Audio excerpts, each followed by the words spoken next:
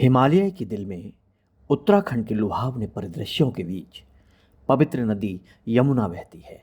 सदियों से वह लाखों लोगों की जीवनदायिनी रही है, भूमि का पोषण करती है और उसके किनारे रहने वालों की आत्मा को छूती है। लेकिन आज यमुना एक अदृश्य दुश्मन से जूझते हुए खुद को गहरी मुसीबत में पाती है। जैसा कि हम शांत यमुनोत्री नदी के उद्गम स्थल दिल्ली के चहल पहल भरे महानगर से इस यात्रा की शुरुआत करते हैं। हम यमुना के पानी के खतरनाक परिवर्तन को देखते हैं। कभी शुद्ध और प्राचीन, वह अब एक जहरीले मिश्रण में बदल गई है, जो गंदे पानी और औद्योगिक रसायनों के निरंतर प्रवाह से दूषित है। यमुना की स्थिति गंभीर है। वह न केवल प्रदूषित हो गई है, बल्कि वह सिकुड़ भी रही है। भौगोलिक दृष्टिकोण से यमुना भारत की सबसे बड़ी सहायक नदी है, जो इलाहाबाद के पवित्र शहर के साथ बहती है।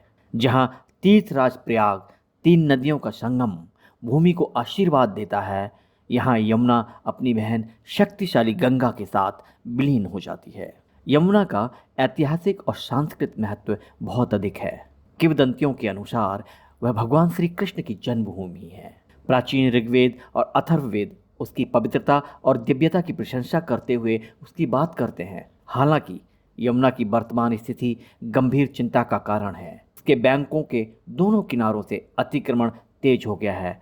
बड़े पैमाने पर प्रदूषण समस्या को बढ़ा देता है, जिससे हमें संकट में एक नदी छोड़ जाती है। हालांकि यमुना की वर्तमान स्थिति गंभीर चिंता का कारण है, धीरे धीरे उसकी एक बार भव्य उपस्थिति को निचोड़ रहा है। बड़े पैमाने पर प्रदूषण समस्या को बढ़ा देता है।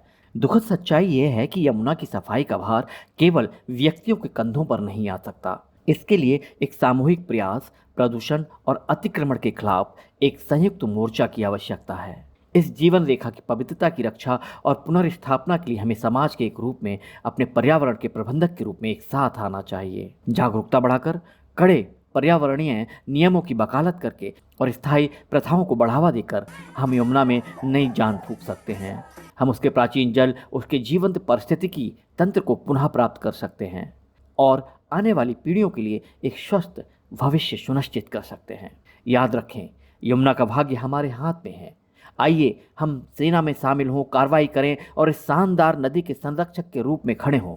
साथ में हम उसे पुनर्जीवित कर सकते हैं, उसका पोषण कर सकते हैं और वह महिमा वापस ला सकते हैं जिसकी वह हकदार है। आइए हम बदलाव बने जिसकी यमुना को जरूरत है।